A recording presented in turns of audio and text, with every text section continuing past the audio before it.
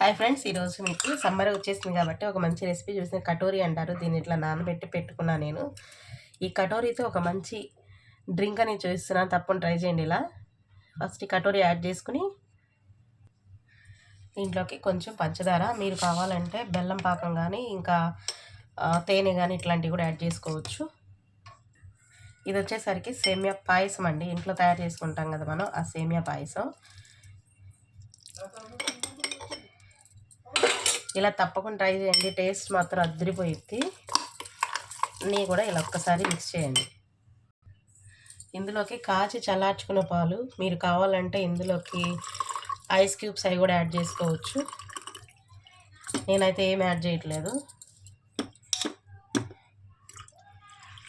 చిక్కటి పాలు యాడ్ చేయండి, టేస్ట్ బాగుంటుంది. అంతే, మన సాబుదానా డ్రింక్ అనేది రెడీ అయిపోయిందండి. సాబుదానా సేమియా డ్రింక్ ఇది.